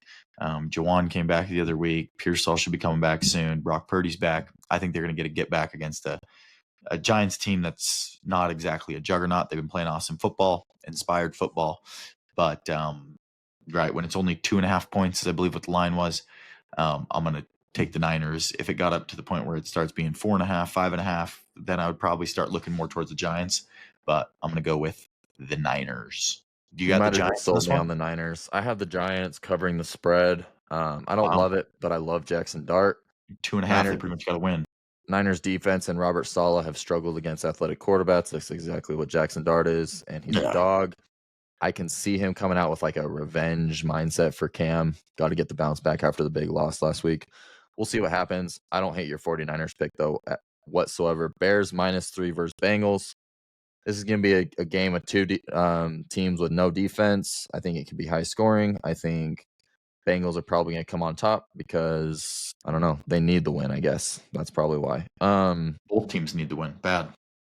Yeah, that's true. Saints +14 versus Rams. Not much needs to be said about here. I actually do think the Saints will get blown out because Tyler Show sucks, and the Rams are coming off a bye. They're fresh. You talked about the greatest quarterback in the league. Matt Stafford's going to cook that Saints defense. Moving on to Jaguars -2.5 versus Raiders. This is way too close of a line. Jaguars are gonna beat the Raiders pretty easily. I think the Raiders are up there in the worst team in football conversation. Obviously, I think there's a couple teams worse than them, but Raiders look bad. Not good. Anything you want to say on that? No, I mean, I'm pretty sure the Jags are coming off a bye. Yep. So I like them there. Both teams coming off a bye. Well, the Raiders are probably just partying in Vegas and trying to fix their games and bet on their unders. Yeah, maybe some illegal sports betting stuff going on. I like the Jaguars. I think they're gonna win this game. And when you see a spread that close, I typically just go with the winner. You know, when it's less than a field goal, who do you think is going to win the game? That's kind of usually my thought process when it comes to obviously betting. But moving on, the game of the week. Hopefully, it lives up to the hype. It's going to be a movie. It is every single year these two teams match up. Chiefs -1.5 going into Buffalo to face Josh Allen and the boys. And Chase, what if I were to tell you Josh Allen is 4-1 against Patrick Mahomes in the regular season? He's yet to overcome Mahomes in the playoffs. But come regular season, Josh Allen takes over. He carries the team. He's always scrambling around. He has 10+ rushing touchdowns against this team. He really takes over. That being said, I have the Chiefs. Would you agree that the Chiefs are going to come out as well, or do you think Josh Allen and the boys survive the Chiefs once more, make it 5-1? Yeah, I got the Chiefs in this one as well. I just think they're the better coach team. They got the better defense, the better offensive scheme, the better weapons and receivers. Like the only place that I think the Bills might be better is at the running back position. But that's not enough to, in my opinion, overcome this Chiefs team. Obviously, yeah, regular season, for some reason, Josh Allen has Patrick's number. And then in the postseason, we obviously know that it's sadly the other way around. So I think this is going to be one where if you look at the totality of their matchups, regular season or not, I think it's obviously really close and the Chiefs win when it matters most. And the Chiefs need it right now, right? They're third in their division. They can't be having losses. So they might have to start treating a lot of these games like playoff games because obviously we know being the 1 seed, having the bye, or the 2 seed, winning your division and making teams come to you is so important. So both teams really need it. But I think the Chiefs are going to get it done in this one. I just think they're too much. And that superhero ball by Josh Allen is just not going to be enough. And I think when you look at the two defenses, Chiefs dominate in that. The Bills don't look great offensively either. If they're playing a good defense, they have struggled. Right? All these games against these bad defenses, when they've gone to Jimmy Cook, that's when they cook. When they let him do his thing, however, against good defensives, they've gone to the air, they've stayed away from Cook, and that's hurt them. Josh Allen's not playing at the level he has in the past. I don't know if the Michael B. Jordan, Haley Steinfeld stuff's kind of getting to him. Yeah. He must have watched that movie Sinister a couple too many times. He sees Michael B. Jordan on the sideline sitting next to the girl, and he's like, oh, I can't even focus on these games. So he's in his head. And at some point when a worse team has a better record against you, you're due. So Chiefs, I think, are going to come out. I think it'll be close, though. I think Josh Allen will perform well. and I do think it's going to be a good game. Hopefully, Mahomes and Rashee Rice go off for an insane amount of fantasy points. Moving on to Seahawks -3 versus Commanders. Seahawks coming off the bye. Jaden Daniels should be back against Seattle. He's expected to. However, I still have the Seahawks covering the spread. I know you do as well. I just think the Seahawks are a way more complete team. Anything you want to add on that? Yeah, got the Seahawks. I love well-coached teams, good teams off of a bye against a team that obviously they played on Monday night, so they're technically on a short week versus a team that's super well rested. I know Jaden Daniels is back, but it's obviously kind of healthy, not really healthy. Terry McLaurin's out. I just think this is a lot against a good Seahawks team that runs the ball well, plays really, really good defense, has a ferocious defensive line. I'm not one beating my chest thinking that the Seahawks are going to be amazing this year or win their division even necessarily, but I like the Seahawks in this one minus the 3 points. Yeah, Jaden Daniels, a little bit of a sophomore slump. Last year, everyone thought the Commanders weren't going to be great. They overperformed exceedingly, including in the playoffs. This year, they're kind of looking like what everyone thought they were kind of going to do last year. So I love Seahawks here as well.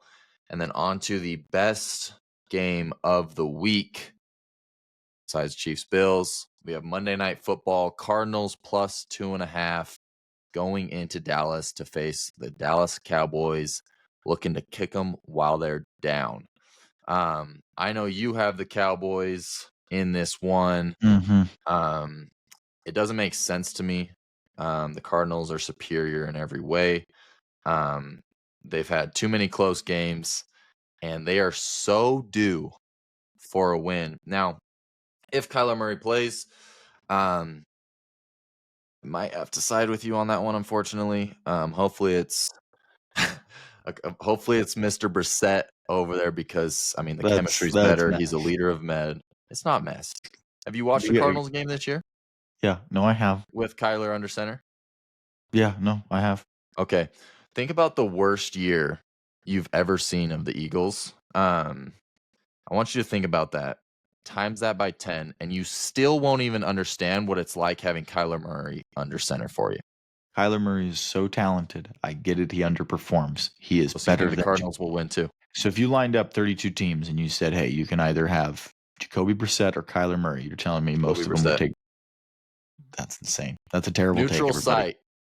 Any receiver, you have Kyler Murray, Jacoby Brissett. Oh, Jacoby Brissett running circles around that. I think Jacoby's a good backup, but I don't think he is the starter in this league. Of Stewie from Family Guy when he's like running around the kitchen. They're like, that's Kyler Murray. Yeah, and he's dang good at it.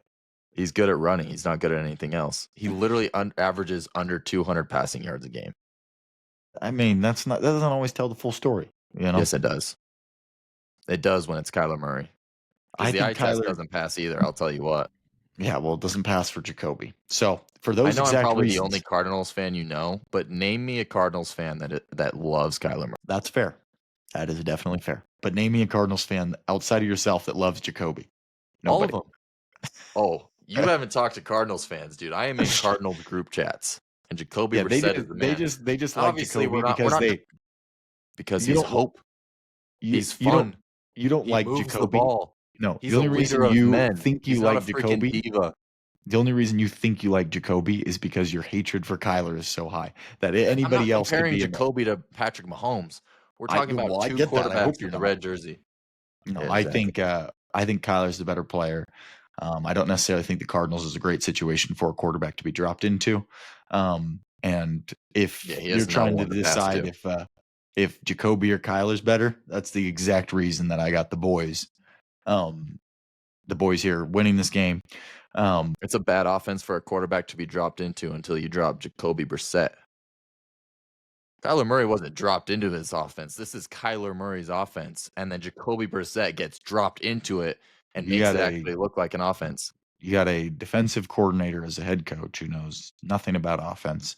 So you got a defensive-minded team that has a bad defense. Yes, our That's a head coach terrible sucks. recipe for success for a Our quarterback. head coach Bad sucks. defense with a defensive-minded head Our whole coach. front office sucks. But we've had too many heartbreakers. It's honestly, it's either going to be the Cowboys blow us out or the Cardinals finally squeak one out.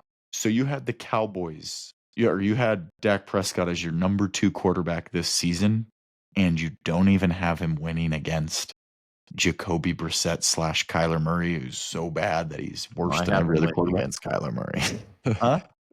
No, I have him winning against Kyler Murray. I'm So hoping you think, Brissett starts. because in my opinion, the way I look at this one is, yes, the Cowboys defense is really, really bad.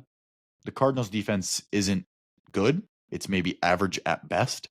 So I think this one is one where I'm going to look kind of a little more towards the quarterbacks. And although Dak wasn't in my top 5, I said he'd probably be number 6. That's a lot higher than I have Jacoby and Kyler. So either one that's in, I got Dak Prescott having a great game, having a huge bounce back game after having a very poor performance the week prior. And I just don't think the Cardinals have much necessarily going for them. But who knows? The Cowboys defense is horrible. So every quarterback's looked good against them. So I wouldn't be surprised. And I'm hoping Kyler gets to play that Cowboys defense because I know he's going to look good. So for like I'm 400 passing yards. I'm seeing a high 50 scoring rush game here. yards, I'm 5 seeing tugs. both offenses looking good. If I had to lean towards one, I'm going to lean towards Dak over the quarterback situation over there. So I think, honestly, I'm surprised you're not on my side of things based off how you're bad mouthing these. Cardinals coming off a bye. Well, the thing you don't know, Chase, is that Dak's arm's getting tired. He has to throw 40 times a game. According to you, the second best quarterback with an arm Right now, tired. we're saying so far. He probably won't finish second on my list at the end of the season when they're 3 and So you think 3 and 13 and 1. Yeah. Well, yeah. So you think Dak Prescott, number 2 quarterback, is going to go in there and be 3-5-1 after this week, losing to after this week, he will be number 2 on my list. He better not be on your list. If they lose this one, he better not be on your list unless he throws for 403 tuds. Hopefully Monday Night Football's closer. I hope the Cardinals just win. Anyways, moving on. Start Sits Fantasy Football Week 9. Chase and I every week will give 2 starts, 2 sits. We're going to alternate start, sit, start, sit. We'll start off with you, Chase. Who is your first start of Fantasy Football Week 9? Yeah.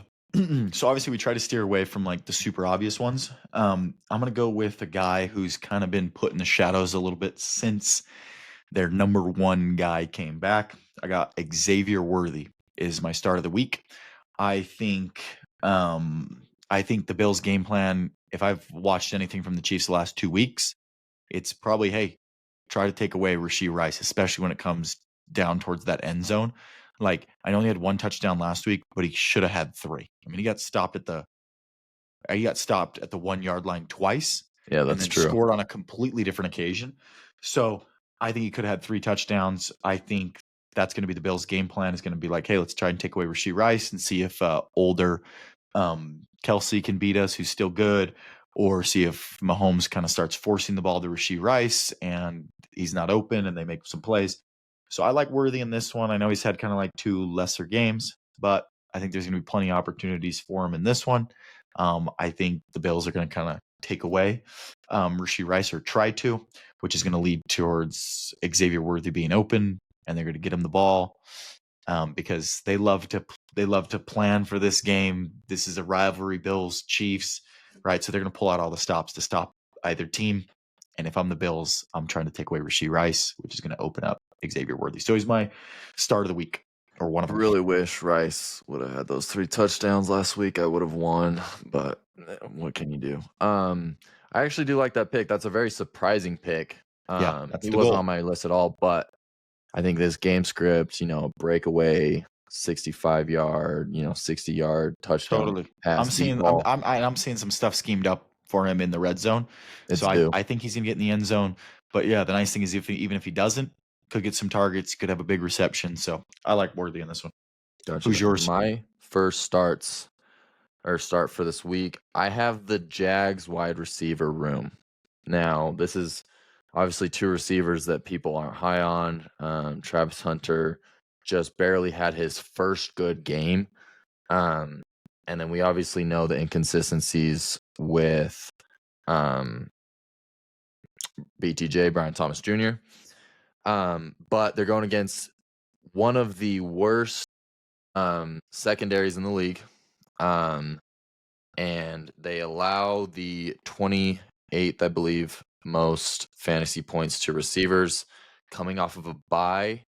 I think the Jags are going to be a lot more on the same page this week. I think Liam Cohen, after, the recent issues they've had, the locker room drama, I think he's going to get them rallied up. I think this is a great game for them to come off of a bye.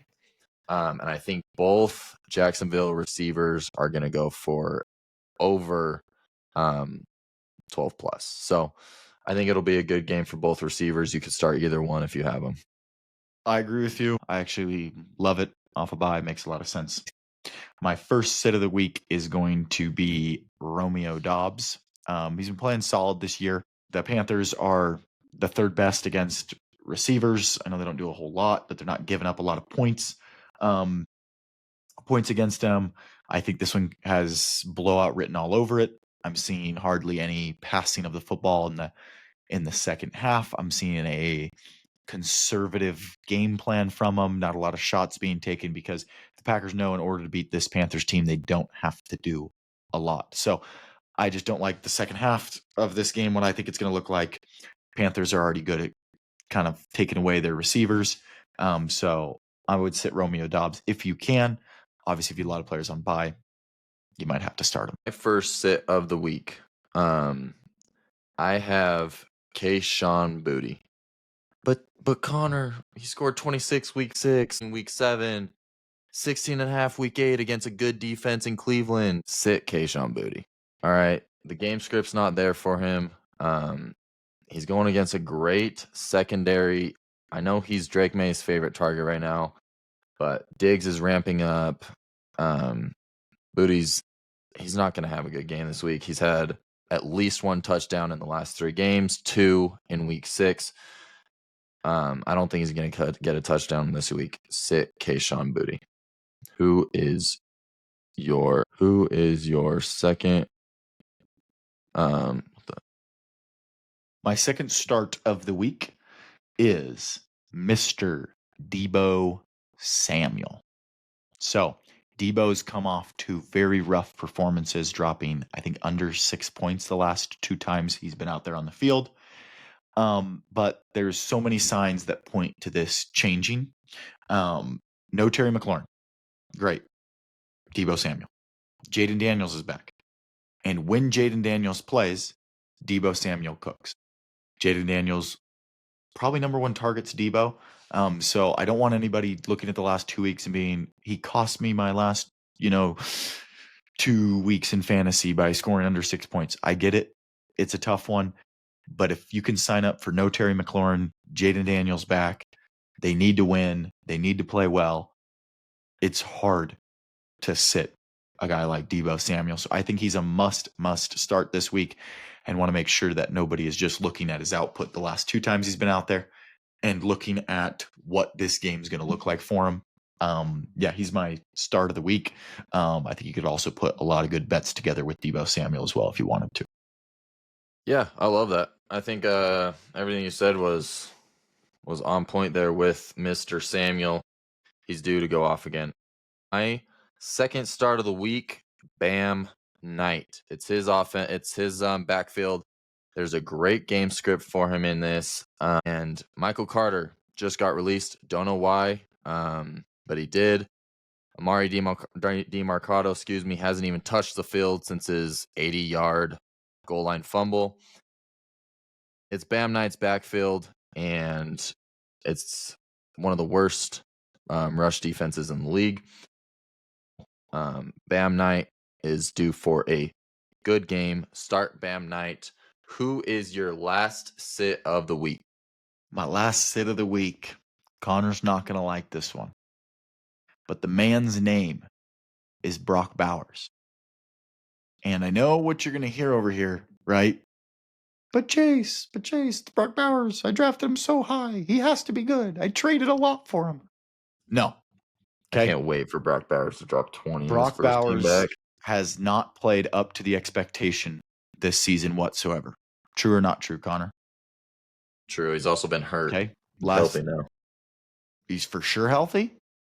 Yeah. You want first game back where he's not really been healthy and Coming not off been a playing well to bye. play him. They've been safe with him. I think No this week, receivers over there. and obviously let's look at like a really good tight end that just came back the ball. Okay, really good tight end that just came back from injury. George Kittle got a touchdown. His first week back was awesome. 0 Yeah. points. A lot of people started him. A lot of people put him in there. So based off what Brock Bowers did right before he stopped, right before he got it fully injured and missed time, wasn't great. And now it's first week back. Bad team. I don't love Brock Bowers here. They're playing a good defense. If I were you guys, yeah, Brock Bowers could go crazy, but it's a bad offense going up against a good defense. He's just back from injury. We saw this happen with Kittle. Kittle put up 0 points. I'm not saying Brock Bowers can put up 0 points, but I just see a less than 10 points output from him. So I think there's a lot of people's teams that can play a better tight end that has a more friendly matchup, that is in a better offense, more targets in the red zone, more points. And let's wait a week on Brock Bowers. Let's see it before we hedge all of our bets on this guy that hasn't been that great, coming off injury, going against a tough matchup. So I like Brock Bowers to kind of have a bad week here. The only reason I hate that pick is because I'm starting Brock Bowers and he's on my team. So, but Connor has everything to start you said, him in his defense. His tight end situation is horrible. So for most of you guys out there, Brock Bowers is a horrible tight end if you're situation. Connor, you can start him because you have to. Fair enough. My last sit is Jordan Addison. JJ McCarthy coming back. We don't know what that's going to look like. Justin Jefferson didn't play well or didn't perform well fantasy-wise with JJ throwing. I think he had like 14, backdoor 14. I think he had like 2 going into halftime in his first game. Jordan Addison obviously has very low chemistry with JJ because they haven't played yet together. I'm sitting Jordan Addison. He's been doing phenomenal. He's also gotten a touchdown in most of his games. He's playing well. Last week, he would have had a bad game playing with a quarterback in Wentz who loves to throw to him if he didn't get that touchdown. Sit Jordan Addison. This isn't going to be his week. Could he still be a serviceable, startable wide receiver going forward? Sure, but we haven't seen it yet. I don't trust it, and they're going against a prestige Lions defense. So sit Jordan Addison. And now it is time. My favorite segment of the show. Let's get into our 3 locks of the week. Going forward into this weekend, we made you money on Thursday Night Football. We're going to make you money this weekend as well. We're going to give you 3 picks each. Parlay them all, straight bet them, whatever you want to do. These are locks that are going to hit. I know I've got some spicy ones that not everyone's going to love, but I did that last week too, and it's paying off so far, so we're going to keep it rolling. But I'm going to start with you, Chase. What is your first lock of the week? My first lock of the week is the San Francisco 49ers. Minus the 2.5, right? Like I was mentioning before, when you get it under 3, it's pretty much who do you think is going to win the game, in my opinion. The Giants, I love Jackson Dart. I know from an Eagles fan, it's kind of crazy to say. But obviously with the injuries, like what help does Jackson Dart have on offense there? Wan'Dale Robinson, right? There's no Malik Neighbors, no Cam. Tyrone Tracy. The Niners need a bounce back week. The Brock Purdy's coming back. The Niners are getting healthy. Great coaching. I think the Giants might kind of get to that point where they're almost giving up on it. Brian Dable might not be there next year. So I love the Niners minus 2.5. If the Niners lose this one, they're probably like written off on the season for me, in my opinion. But I think this is a bounce back week for the Niners. I get the Niners off that bad loss against the Texans, which is just bringing this spread even further down. And right now, a lot of people are high on the Giants. So I like the 49ers minus the 2.5 in this one. You've convinced me. I like the Niners as well. I love your argument for it. That's a great pick. My Bet number 1. We're going into Houston, Texas. Broncos, Texans, number 1 defense, number 2 defense. Chase, what's the line for the point total in this game? The point total or the spread? Point total. I don't know. I didn't look at it. 39.5. No. Way too low. Whoa. You're going to tell me 2 professional football teams, their line is 39.5. It's the lowest on the Wow. week. It's the lowest on the week. Wow. I like both defenses, but I don't like them that much. That's a mistake. And everyone's going to swing right. And that's why I'm going left. The Broncos have scored under 39.5 4 out of 9 games. They're coming off an insane high scoring point game against the worst, arguably, defense in the league. And now they're going on to Houston. You said it yourself, Bo Nix struggles against good defenses. These games where he's gone under in points has been against good defenses. I'm seeing 21-17. I'm seeing 21-14. Give me the under on the Broncos, Houston's. When everyone goes right, I go left. Wow. And Vegas knows something. I said to take the under on the 50.5 on Thursday Night Football. They said I was crazy. Take the under 39.5. Broncos at Texans. Wow. Do you want to have a gentleman's wager on this one? Okay. We'll talk about that in the after show. We'll talk after show. My number 2 is it's kind of like a similar thought process, I guess, a little bit to you, but not really. Actually, it's pretty much the complete opposite. My number 2 lock of the week. Please take the over. Chiefs Bills 53.5 points. Yeah, I like that as well. And I think these two teams know each other like they're. I know these two teams like they know each other like the back of their hand, right? They hate each other. They're gonna come up with something to try to confuse either quarterback. And whenever I see this is where my logic's a little different than Connor's. One of my favorite things to do is go and find the highest over-under total of the week, bet the under, and then go find the lowest over-under total and bet the over. I know obviously Connor is going against that right now with that. He found the lowest one probably of the season and was like, I want that one. Books know something. So I know the Chiefs Bills have the highest over-under total at 53.5 points. That's so many points in today's NFL. I don't love the Bills offense. I love the Chiefs defense. The Chiefs offense obviously kind of struggled in the first half there. They're putting up a lot of points. They haven't been just throwing up an insane amount of points.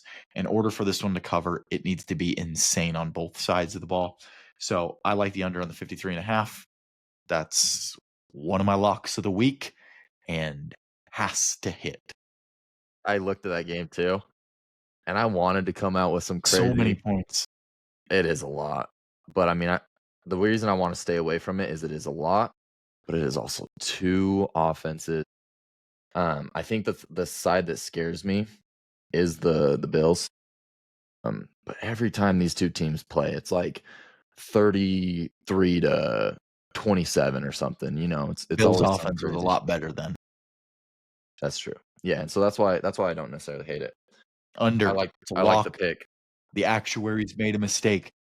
My pick number 2, and if you're going for a safe bet, this is safer than safe. This line is way too close. We have the Lions minus 8.5. Coming off a bye, right? Dan Campbell's going to get those boys rallied up. They're going to come out with some crazy actions. You already know. They're going to put on a movie. And the Vikings have looked bad. The offense isn't connected. The O-line's bad. J.J. McCarthy, first game back in a long time. We're going to have to see what he looks like. He hasn't looked great so far in his first 2 weeks of playing. I don't love this for a first game. I know it's a division rival, but I just see the Lions blowing the brakes off of the Vikings in this one. I like it. You're not obviously very high on JJ McCarthy, and no one should be. So I agree. I There like you this go. one. Yeah, they're the better team. The offense, the way it plays, the defense, the way it plays, just kind of has blowout written all over it. Obviously, with that minus, you said 8.5. That's when you start looking. The only thing that I could see potentially happening is kind of having an unfortunate backdoor cover where they're up 2 scores and with less than 2 minutes left, maybe the Vikings punch one in. But I like that one. I'm on the same side as you. I agree. Now we're going to go back to Indiana, going into Pittsburgh, Acrisure Stadium. There's a boy, a man who has been on an absolute tear.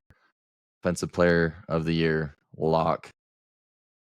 He averages 106 rush yards a game. And what do you think his rush line's at? I mean, it's kind of disrespectful.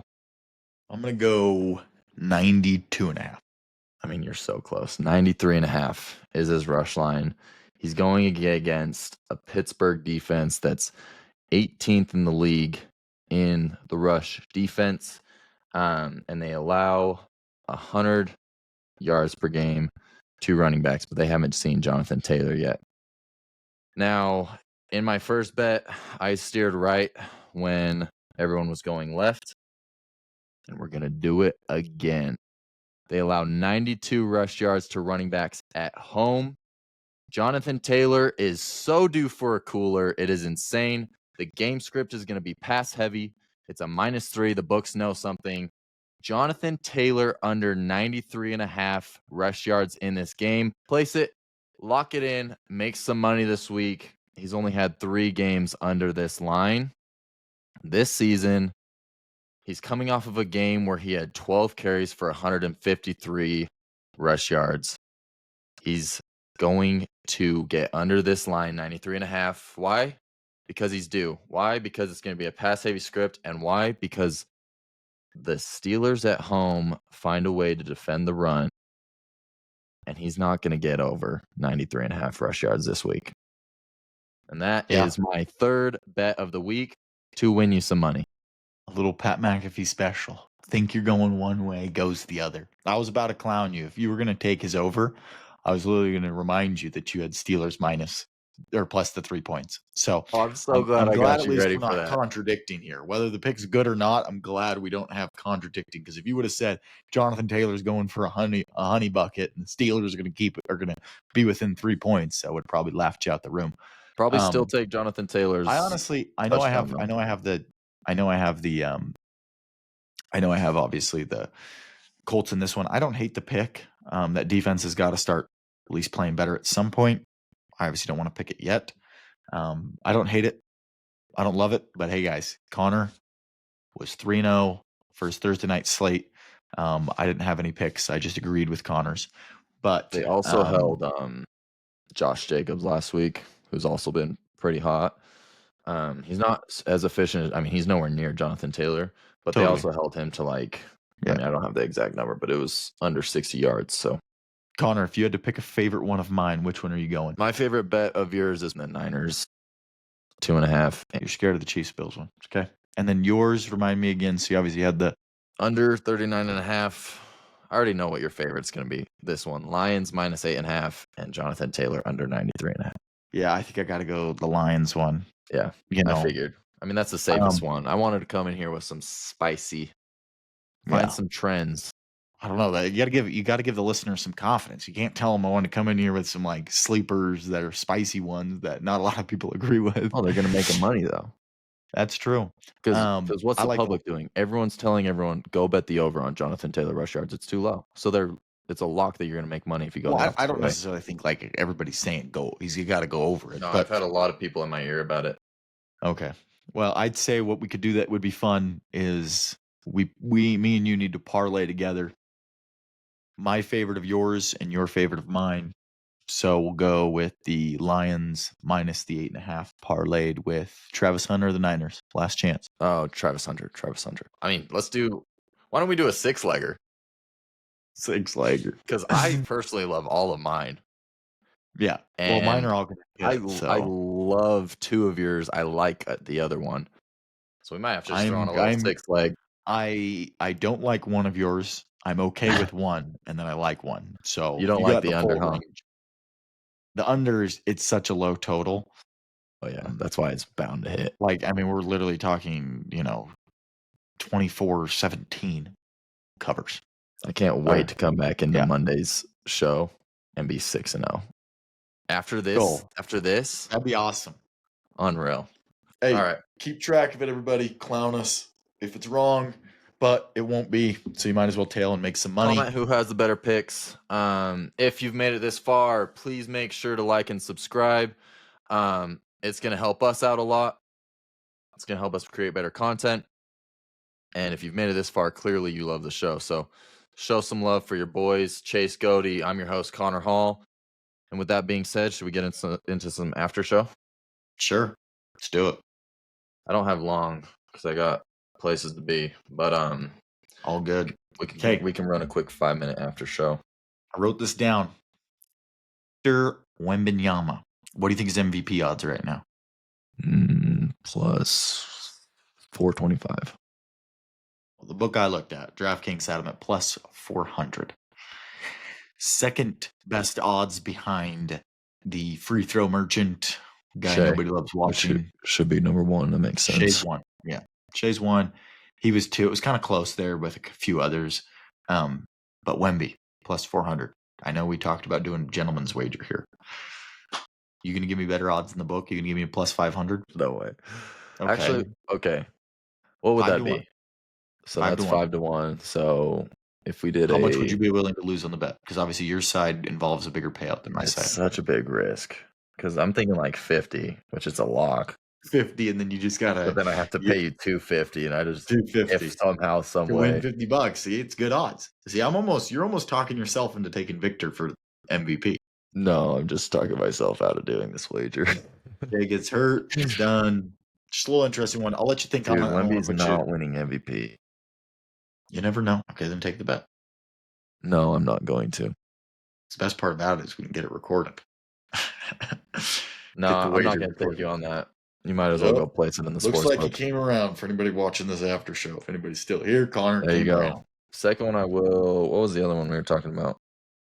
Oh, we talked about maybe it was with one of the football. Was one of the games. Oh, I can't remember. Which was one did we disagree under 39.5? Oh, I do that one too. Do you want to do that one? Well, no, because I don't want to take your money because it's a lock. Yeah, I don't really want to mess. I don't want to give the listeners like. Because then you're rooting for. I don't want to give doubt to the locks. Yeah, so I don't think we should bet against the locks. Yeah, I'm going to respect you going 3-0, and even though against my better judgment, I'm not going to take your money. Okay. I give the listeners some confidence. The under will hit. Who do you play this week in fantasy?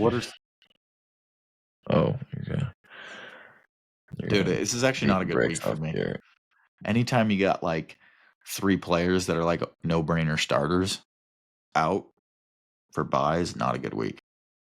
Yeah, that is brutal. The only person he has out is Brees. And I like how you still have Michael Carter on your roster. Homie's not even on. No, I need to go drop him. Well, the good news for you is, who is he gonna? He's gonna start. Who is he gonna start at running back? Justice Hill already played. Isaiah Pacheco's not gonna. He doesn't even have a running back right now. So. He's got to go pick one up. Yeah, no, I think I'll end up being fine. I think you'll win. You'll go 5-4, and I think I will win. The question is will I have 3 straight weeks of scoring the most points? No, not this week. No, 4 straight weeks. 4 straight weeks. Yeah, all my wins have been the highest scoring. Outside after I have my one. The highest scoring player this week is going to be. I can't believe you're projected 139 when you have Chuba and Romeo Dobbs and Gadsden. Well, Chuba's only projected 8. That seems pretty fair. I don't want to play him. No, it is. That's what's crazy that you're still projected 140. Yeah, Jamar at 23. Daniels is back 20. Chris Olave, Swift, Trey McBride. I mean, when you got your tight end projected to give you 18, it's gonna be pretty high. This is a week where I played 2 tight ends. I hate scoring team this week. I hate playing 2 tight ends, but when you got Gadsden and you got McBride, you got to start both of them. Because when Rachaad White, obviously, who knows how much longer that's going to be, but obviously I'd put Saquon in over and Hubbard would be on my bench. and then I'd put AJ Brown in my flex probably over Gadsden right now. Yeah. Kind of unfortunate. And obviously Rachaad White would currently be playing right now, and Dobbs wouldn't be. Actually, no, I probably have Dobbs. I'd probably play Gadsden. But yeah, ideally my team is. I'm trying to be the 6th seed so I can fade you in the first rounds of the playoffs. I need to figure out something to do here, because once Bucky's back, then I'm gonna hate playing, because then I essentially have to play, because I'll go put Barclay in there. Then I'm just gonna have to decide. Hopefully Gadsden can keep doing what he's doing, because I don't really want to play Dobbs. Too many mouths to feed. I have him in 2 other leagues, and I'm like, he's probably my bench player. What do you think I could go turn him into? You think I could get something for him? Yeah, I mean, we have way too many casuals in the league this year. But all right, I gotta wrap it up. Thanks for tuning into this episode, Chase. It was an absolute blast, absolute pleasure. And yeah, we're out. Peace.